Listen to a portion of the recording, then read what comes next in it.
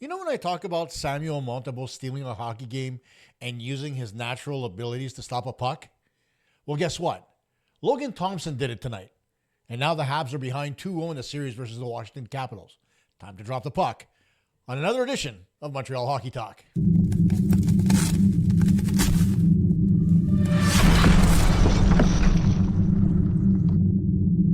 Hey everybody, Costa here with another unfortunate edition of Montreal Hockey Talk. Of course, if you haven't already, please make sure you subscribe, like, and hit the notifications bell so every episode comes up. But my, let's just start with the star of the hockey game, none other than Logan Thompson. He absolutely stole this hockey game for the Washington Capitals. The push that the Montreal Canadiens made in the third period should have easily ended up with a couple of goals behind him. But he made 3 or 4 absolutely spectacular saves to save this game for the Washington Capitals. And it's a game where Ovi was kind of a non-factor. Pierre-Luc Dubois didn't do anything. Mangiapane didn't score. Beauvillier didn't score. All the normal people you'd expect to score for Washington did not. Chychrun didn't score. Carlson didn't score. Roy didn't score. So it looked pretty good. Canadians getting out to a lead early on on a goal by Christian Dvorak in the second period. But then 2 goals in a minute, and all of a sudden that lead is gone. The Capitals have it back. And why, pray tell?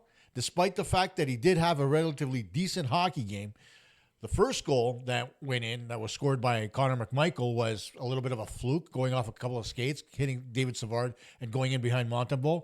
But then the second goal, which was scored by Dylan Strome, that one, I try to understand that goal, and I just don't get it. It was a classic 3-on-2 scenario, okay? Goaltender comes across. And I said this on Blue Sky, and I hope people understand, and if you don't, I apologize, but when a goaltender sees the opposing team coming, you can recognize what's happening. You can see an odd man rush developing. So as you see that odd man rush, right? They're coming up the ice. I forget who had the puck initially. I digress. Let me take a look here very quickly. It was Beauvillier, okay? Gives it over to Leonard on the far side, and then Leonard puts it back out in front for Strome. But the thing is that Sam Montembeault slid all the way across on his pads and lost the net. So he made a reactionary save with his left pad, kicking it right onto the stick of Dylan Strome after his initial shot. And boom, it's in the back of the net completely empty. And these are the things, when I talk about Sam Montembeault's inability to recognize a play, this is what I'm talking about. You have to factor in where Ryan Leonard is in all of this, okay? Because he's over on the far side and he's not in a very good shooting position, even if he is a right-handed shot. So you know that puck, even if it's coming across, okay, is going to come back to Dylan Strome. That's kind of where you're looking at, okay? Now, why Montembeault has to get down in his butterfly and slide across as opposed to turning his skate like, and this is an example of what Carey Price would do and something that I would do as a goalie, is as opposed to sliding across wildly, I would control my movement by making a strong push to my right, setting my skate so that I can stop and be in position to cover the net. He was never squared to Ryan Leonard. So even if Ryan Leonard got a shot away, chances are he might have put the puck in the back of the net. He didn't. Instead, he made the right play, reading it, seeing Montembeault sliding across, giving it to Strome. Now, Strome got a good first shot away. Montembeault, to his credit, made a good save, but because he slid too far across, he just kicked it right back at Strome's sticks in the slot, and he had a wide open net to shoot at to make it 2-1 at that point. And those are the things that irk me, that absolutely drive me crazy. Because fundamentally, no goaltender, and I mean nobody, in a 2-on-1 situation, I'll give it to you. But in a 3-on-2, where you know there's a possibility of a puck going back to another player, you do not slide across wildly. Okay? Especially if you can see, and I know you can because I've got a goalie mask just like his, peripherally out of my eye, I can see where Leonard is. I can recognize it, right? So when I watch and I see Beauvillier, If you're a good goalie, you can recognize when Beauvillier pivots his hips to make the pass across because he's not going to rip it towards the net. And even if you're a half second slow to react, okay, you get across in plenty of time based on where Leonard is. But Montembeault, instead of turning his head and following, just slides across wildly. And that's where the whole problem is. And this is why I want Eric Raymond gone. I don't like the way he's teaching Montembeault. And if you look back at the body of work of Jakub Dobeš, he doesn't do the same thing. Why? Because he's had a different goalie coach in Laval. And Raymond hasn't really had enough time to really screw up the way he plays goal. That's where my problem is. It's not with Montembeault. When Montembeault is in his bubble and he's following the play right, he's fine. But when he doesn't and there's a lapse, it shows. And I hate blaming him, right? Because the first person I hate blaming is the goalie. But he's not being taught the correct way to tend goal. And that's hurting him long term. And in an on-man situation, if a goalie lets a shot in on a cross-ice pass on an on-man situation, nobody's going to think the worst of him, right? On a 2-on-1, if a pass goes across and somebody claps a one-timer past your goaltender, you're not going to sit there and say, the goalie should have had it. No, that's not what I'm saying here.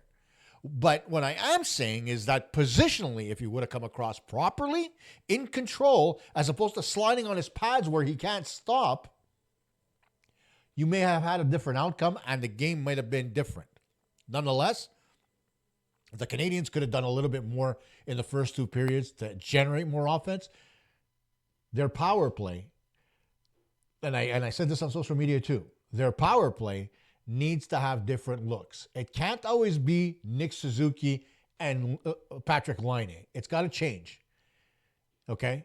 It can't be the same thing over and over and over and over again because teams, all they do once Lane Hutson has the puck is they collapse. And so they collapse down knowing that, one, the puck's going to go over to the flanks. So it's either going to Suzuki and Laine for the shot from the outside. They don't use the bumper. They don't do anything. And that's where I get royally pissed because they had looks from different places and they couldn't even attempt to finish. And that's the reason why the second unit looks better than the first most of the time, because the second unit is willing to make those variances. The first unit is rigid. It's unbelievable how rigid they are. I don't know why. There's so much talent on that first unit. It's beyond my understanding. But nonetheless, credit the Washington Capitals. Their goaltender saved their bacon in the third period. My God, did he save their bacon. I was freaking out when I was watching the game because he made some saves. And now granted, on the Evans chance, Evans hit the post, but the puck went off the inside of the post and was going in. If Thompson wasn't diving across and getting his glove down, that puck was in the net. Okay? Let's just call that what it is. But he made a couple of other saves. A kick save, sliding across, a reactionary save. I mean, blocker saves galore. I mean, the list goes on and on. Congratulations, Logan Thompson. You absolutely deserved player of the game. You got the puck from Ovi after the game was over. Congratulations. It was well deserved. Ovechkin wasn't really a factor in this hockey game. Neither was Pierre-Luc Dubois, who, by all accounts, is still invisible in the playoffs. He hasn't done anything in his entire career, so I really don't worry about him all that much. You take a look at Beauvillier. He had a good game one, not so great game two. I mean, but they got secondary scoring. McMichael scored, Strome scored, and then, of course, McMichael getting the empty netter to make it 3-1. So they got some of their secondary guys to contribute. Doesn't happen for Montreal. Granted, Dvorak did score today, which is great, but after that, I mean, Evans had a very good hockey game tonight. Let's call it what it is. He played extremely well, had plenty of chances, was good on the PK, was good on offense. So you can't really discredit the effort that was made by the third and fourth line. The second line just doesn't know what the hell they're doing out there. And I think it was Arpon Basu on Blue Sky that said he thought something was wrong with Patrick Laine. I don't really see it. He hasn't played very well. That goes without saying, but I don't see any type of ailment that would keep him from shooting. So I don't understand where he gets that from. But Alex Newhook couldn't hit a net if he was standing right in front of it. And listen, I didn't agree with the fact that they put Yoel Armia on the second line to play with Laine and Newhook. All right? Armia's playing with a bad wrist. So what is he there? He's there to be your defensive conscience? You're not looking for defense here. You need goals, okay? Your defense is playing relatively well. Sure, they got punished again tonight. You saw them getting hit all the time. But, they worked through it. Lane Hutson's a trooper, man. He took a beating tonight, and he just kept on going and going and going. So hats off to you, man. You were great. But, Mike Matheson got pummeled at one point in the corner. Got up, kept playing. Caden Gooley is getting pushed around. The only guy that doesn't get pushed around is David Savard because the guy's a brick. Okay, he's a piece of stone. He reminds me of Obelix from the Asterix cartoons, right? The big guy with the handlebar mustache that carries the big rock on his back. Kind of looks like that, except he's got a full beard. And then you look at Struble. Struble, a better game than normal tonight. We question how well he's played throughout, the last bunch of weeks. But tonight he actually played very well. I got to give him a lot of credit. But then that begs the question: do you bring Arbor Xhekaj in? And there were a lot of people out there that were criticizing Maurice St. Louis for not bringing Arbor into the lineup. But then again, think about the reasons why he took him out in the first place. He was making a lot of mistakes, and in the playoffs, you can't afford to have those mistakes continue, right? And so if Arbor would have gotten a 2 or 3 game stretch in the regular season and shown that he could play better, then maybe he could have platooned with somebody. But given that this is the playoffs, given that the defense is playing really well, they're not giving up too many chances. The Canadiens got outshot tonight 32-26. Of course, they got the majority of their shots in the third period, but that's not the defense's fault. Okay, that's the offense not willing to shoot the puck. And it is what it is. But do we need to get Xhekaj back in? Given what Thompson did tonight, you don't want to see Anderson come off the ice because he did a good job tonight against Ovechkin, okay, in covering him. So I don't think you want to see him go into the penalty box giving the Capitals a power play. So, but do you need to put Arbor Xhekaj in for just one player who in the playoffs is not known for dropping the gloves, right? Not a lot of players are. And you take away from your defensive core who's been playing relatively well, it doesn't send the right message. So I don't want to see that change made just yet. If somebody falters, okay. Better yet, if you wanted to, you could have played 7 defensemen, had Arbor in the lineup, and had him play on the fourth line or even on the second line in Armia's place. Just thinking outside the box, right? And then if something happened, if a defenseman didn't play well, you could bench a defenseman, you could put Arbor on the back end. There's all kinds of different options that you can have, right? It's a thought. But, by and large, the D didn't have a problem tonight. It was a little bit of bad luck, bad goaltending on one of the goals, and a really hot goaltender in the net in Logan Thompson that beat the Montreal Canadiens tonight. Now I got to talk about Lane Hutson. For all the great things that this kid does on the ice, you see him battle in his own zone against guys that are bigger than him, stronger than him. He comes away with the puck 99% of the time. It's extremely impressive to see what he can do. The one thing that gets to me with Lane Hutson, and I brought it up a little bit earlier, is the fact that he never shoots the puck on the power play. Ever. And he had a chance. The Capitals had collapsed towards the front of the net. They had taken away the flanks. Literally, he was standing at the top of the circles in the slot and decided to pass the puck over to Patrick Laine. And I sat there thinking, you've got Gallagher and Slavkovsky in front of the net wreaking havoc. You got all 4 Washington players there, so there's just enough bodies to provide you a screen. Why don't you shoot the puck? Maybe something will happen. No. Instead, the usual, over the line. And they know what's going to happen. They know he's going to pass it there. And that's my problem with Hutson. There has to be variety in his play. Okay? And you see it. You start to recognize it now. Okay? When he's on the right side of the point on the power play and he gets the puck from Suzuki, he takes a couple steps to his left and he tries to pass across the line.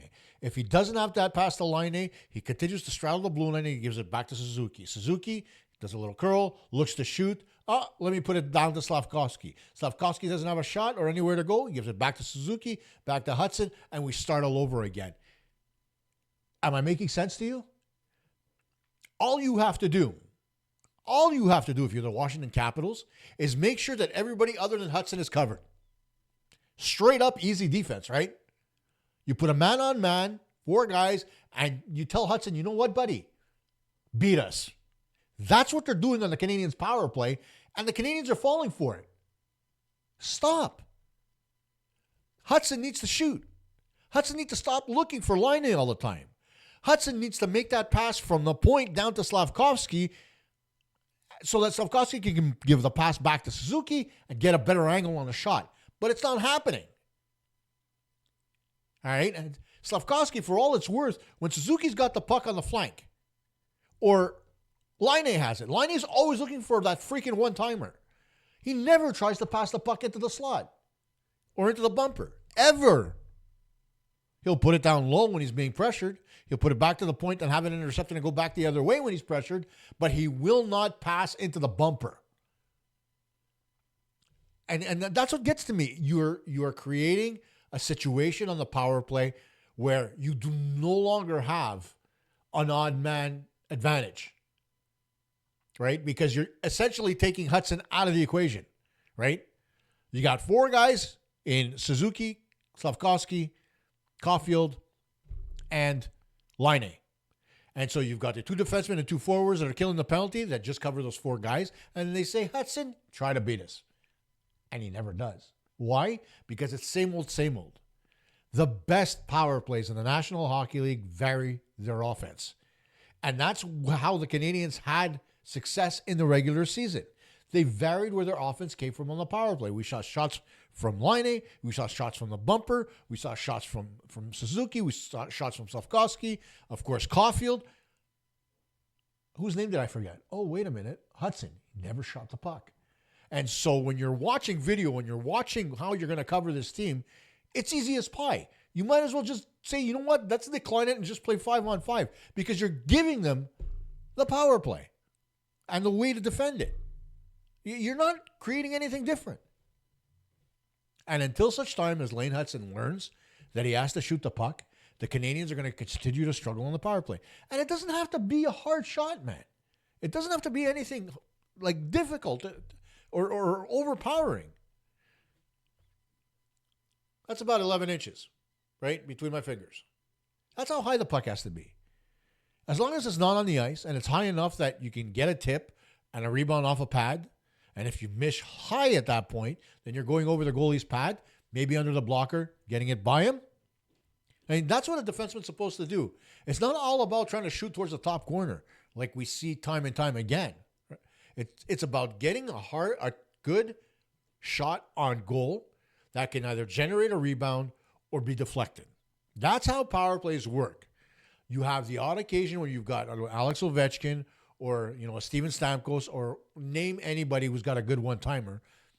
And, so your power play varies in that sense. But overall, most power plays in the National Hockey League, they're all about the same thing. Get a good shot on goal, get it off the ice, about 10 to 12 inches, and see what happens. And so instead of looking to go top corner from 60 feet out, try going low and see what happens. You might hit a leg, go by the goalie. You get what I'm going at. Lane Hutson needs to shoot so that the Canadiens can have a different look on the power play. It's as simple as that. Now, another thing I'm going to talk about is the officiating, because it's been hot garbage. We saw, Tom Wilson got called for unsportsmanlike conduct because he jawed at Anderson, and Anderson gave him a cross-check, and he fell down like last week's lunch. But, it was what it was. But you look throughout the hockey game, and there are hits on I forget, on the Chikrin chance early in the hockey game off the faceoff, Lars Eller came into the slot and threw a pick in front of the net on the defenseman while Chikrin stepped in and took a shot on goal. And it was a quality shot. Rang it off the goalpost. But that pick was never called. Then you look at some of the hits. They're late. You look at what happened to Cole Caulfield, taking a stick right to the face in front of the net and being pushed backwards onto the back of his head. No call. Now, I understand that games are called differently from the playoffs to the regular season. But holy hell, these are scoring opportunities that are taken away by somebody who's putting a stick in somebody's face, and a scoring opportunity created by somebody who's interfering with a player trying to defend. Those are supposed to be called. I can see the, on the boards, late hit, whatever, not getting called. I get that. But when it comes to creating or taking away scoring opportunities because you rough up a player or you get in their way, it's supposed to be called. I don't know what Stephen Walkham and Colin Campbell have told their referees, but so far in these playoffs, and it's not just the Montreal-Washington series, so far in these playoffs, the refereeing has been hot fucking garbage. And so when you look at this league afterwards and you say to yourself, what value does it bring as far as a business is concerned? Well, if your refereeing is hot garbage, you're not going to get anything out of it, right? You saw what happened to the NFL years ago where there was always, they were contesting different calls. And so what did they do? They modified the way games were being called. They added instant replay for certain things. The list goes on, right? They actually had courses with their referees to teach them new ways to call the game and gave them video examples. They went through the entire process. What does the NHL do? They bring in young referees. They have to because a lot of the older guys decided to retire. But, a guy like Kelly Sutherland, who was one of the two referees tonight, he should know better. It's not his first rodeo in the playoffs. And so I don't get it. And you start to get those conspiracy theories. Are they calling it because they want the Canadiens out? They don't want any Canadian teams in. Who the hell knows? Okay? But at the end of the day, you look at the Winnipeg series, you look at what happened in Los Angeles. Okay, Toronto and Ottawa, who gives a rat's ass until that one's over. But by and large, you look at every series out there, and there's always questions about the officiating. And so there's got to be some kind of a line drawn. And, whether it's the general managers at their meetings where they bring it up, where they've got to say, and bring video examples like I'm talking about, the Caulfield hit, the hits that are late, the pick in front of the net, and say to them, it's egregious. It's not even being hidden. It's completely wide open to be seen by everybody. And the official's right there, and he doesn't make a call. Why? They've made calls from center ice because somebody snapped a toenail in the corner. But they won't make a call that's as obvious as that in the playoffs. That's what I'm trying to understand. And not that it would have made a difference in the game tonight because, of course, the Canadiens' power play was, hot garbage. But what else are you supposed to do in a game of hockey? You play a 5-on-5, you get a power play, take advantage of it. You need those power plays, right? So if the officiating is down the line and called the way it's supposed to be, and again, not saying call every little chintzy thing, but, the two-handed slash over Anderson's arm got 2 minutes. Sorry.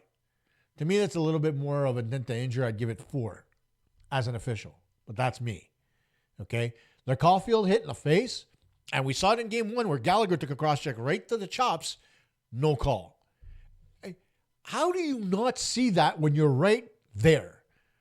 Oh, it's Gallagher? Is that what you're saying? He deserved it? No.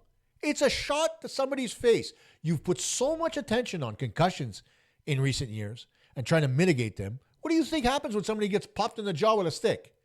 You think it feels good? No. So call it. And do it both ways. I don't give a shit if you get Montreal penalties if they do stuff like that. But call it. That's what's the most maddening. is that there are things going on the ice that are not being called. It's driving me absolutely bonkers. Now let's move ahead to game number 3 back in Montreal. The Habs limited Ovi tonight, and it worked, right? Can they continue that? That remains to be seen, but hats off to Josh Anderson. He did a great job today in game 2, limiting what Ovi could do. You could see him getting frustrated on the ice. He didn't get a lot of looks, didn't get a lot of shots. When he did, he missed the net because he had to rush them. So that's the job you want to see them do. So hats off to the Canadiens. It was fantastic. And again, like I said, Pierre-Luc Dubois, pretty useless tonight. He's been like that throughout his career in the playoffs. That's his modus operandi. Beauvillier didn't have much of a factor, so there's that. But the one X factor coming up for Friday's game is the old faithful at the Bell Center. This is the first playoff game since the 2021 Stanley Cup Final, where we only had, 2,500 people in the stands? Honestly, guys, be loud. Shake the Raptors up. Let them know you're there to support them. Give them energy, because when they play with energy, like we saw in the third period, the Capitals can't handle it. So why can't you do that for 60 minutes? Just press, press, press. You don't have to back off, right? When you do back off, the Capitals get an advantage. The Capitals come into your zone and start wreaking havoc at cycling the puck and forcing you to dig it out from along the boards. But when the Canadiens do that, you see all kinds of trouble in their own zone. The Capitals cannot defend, okay? Despite the fact, the reason why they got whatever it was as far as their points this year, and they were second in the NHL, the reason why that happened is because, one, they got goaltending from both their goaltenders, and they got a lot of scoring up front. It's not because their defense were world beaters, okay? Chychrun is not a defensive stalwart. Neither is Roy. Neither is, John Carlson's good, but, he plays both sides of the ice very well. But how do you beat them? The same way they're beating you. You get pucks deep, you dig them out, you come in with support, and you create offense off the boards. You're not creating it off the rush, but when you do, you get quality scoring opportunities. So what's there to do? Okay, let's see. I think Luke Gazdick actually brought it up on Sportsnet, where the breakout is very controlled in the sense that they don't wheel with the puck and come out with it with speed. They stop behind the net, they wait for the breakout to set, and then they come out. That's a controlled breakout, as opposed to swinging it up the ice, seeing what's there, and deciding which option you're going to go with. So, and that's coached, okay? Whether you agree with it or not, some teams do it, some teams don't. The Canadiens actually do it very well. But if it's defended properly, right, there's not much you can do. Now, is it always defended well? No. Stretch passes are difficult to defend. Oftentimes, the pucks bounce off a defenseman's stick. They go into the zone, and there's a chase. So it does create offense. And it's a lot better option than the dump and chase. I'll give you that. But if the Canadiens are going to have any type of success scoring at home against the Washington Capitals, they've got to feed off the crowd. They've got to get into Logan Thompson's head early and often. Get somebody in his face. Make sure he can't see the puck. Just make his life uncomfortable. And you got a couple of guys that can do that in Slavkovsky and Gallagher. So do it. You can even go so far as to send somebody like Evans in front. Or maybe an Armia who can't shoot, but he can contribute in that sense. Something different. Something that Washington hasn't seen. Because right now, everything you're throwing at them, they've seen before, and they've got a response to it. Okay? Especially Logan Thompson. So take away Thompson's eyes, continue to control Ovechkin, and you're going to be absolutely fine. It's as simple as that. And the last thing, make sure that on the power play, you change it up. Get Hutson to shoot. Stop looking for Laine. Maybe switch sides with Laine and Suzuki. Bring Caulfield up, put Laine in the bumper. All kinds of different things that you can do. Because his office, obviously he's always got a visitor. So let's make sure you change it up, give it different looks, and force the Capitals to defend. The minute you start to force them to defend, that's where you get openings. That's where you get scoring opportunities. Now, there is one thing I wanted to address finally before I go, and that is there was a comment on the MontrealHockeyTalk.com Facebook page, and if you don't follow it, please do. There's all kinds of different articles that are popped up there from various websites that are fed so that you guys can get the best articles night in and night out about the Montreal Canadiens. But there was a particular user who I will not name because it would be unfair to do that. But the language that he used in describing Marty St. Louis' coaching style and his coaching decisions, it's uncalled for. Okay, and here's why. I don't necessarily disagree with what this particular person was trying to say, but I disagree in the way it was delivered because it's not personal. Okay, it's a hockey game. It's his job, right? He's been doing it for 3 years, and after 3 years, unexpectedly, he got your team into the playoffs. That's saying something. It was unexpected. They were supposed to be in the mix, remember? Not in the playoffs. And his coaching is actually something that works with the type of players that he has. He's allowing the players to use their talent to be able to dictate how the team's going to play, which is kind of what you want to do when you want to actually create your identity. Because if the coach is the one creating the identity, you've got a problem. You're trying to mold the player into something they're not. But when you allow the players to mold the way the team plays, and the coach just looks and says, okay, that's how you want to play, guys? Okay, this is how we're going to go. This is how we're going ahead and do it. This is what I want you to do to augment it. There's nothing wrong with that. As opposed to having rigid systems, having concepts based on the talent you have on your team, absolutely nothing wrong with that. Okay? And there are certain things that you'd ask for. John Tortorella never used to do things with his guys. All he ever told them was, guys, if you're going to go out there, you're going to be on the ice, block shots. Simple. Won them a Stanley Cup. He didn't overcoach him. He let their talent win. Mind you, at the time, you had Brad Richards, who won the Conn Smythe, Vinny Lecavalier, Marty St. Louis, Dave Andrechuk. You had a lot of good players on that team. So, Nikolai Habibulin was outstanding in that playoff. So, but still, one particular instruction that he wanted above all else. If you're going to get in the way and block a shot, block the shot. Simple. And so that's the way Marty's coaching. Why? Because in his career, it worked for him. And don't say this is a peewee level thing, because at peewee, you don't let your kids run amok. Okay? You give them direction. You give them different ways to play. You teach them different systems so that they can decide for themselves. They don't pick them up out of the air. That's where the development comes in at peewee and bantam. But once you get to the NHL, sure, you're still developing your young players. God knows that Demidov is going to need a little bit of development because you could see he's struggling with the speed of the NHL game as opposed to the way it was in the KHL. But that's to be expected, right? It's a different game, a different league. Okay, no problem. But by the same token, you can't sit there and blast a guy with a bunch of expletives anyway. I'm not gonna read it verbatim. I deleted the comment off the page.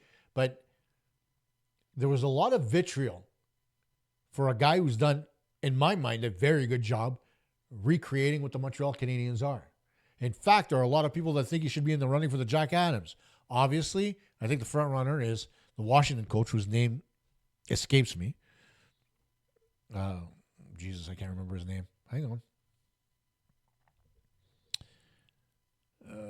Doesn't even have the coaching staff. Anyway. I wish the score sheets had the coaching staff, but you get the drill. Okay? You get the idea. Don't make this personal. You can have your opinion. There's nothing wrong with that. I can have mine, you can have yours, and we can discuss things, and it's great. I do it on social media all night long. If people say something that I don't agree with, I'll let them know I don't agree with it. They'll come back and say, you know what, I didn't think of it that way. And we have constructive discussions. When you come out with that kind of vitriol where you're throwing F-bombs like, it's candy on Halloween, one, I don't want that kind of talk on the page. And two, there's no place for personal stuff. Okay? So leave the personal stuff alone.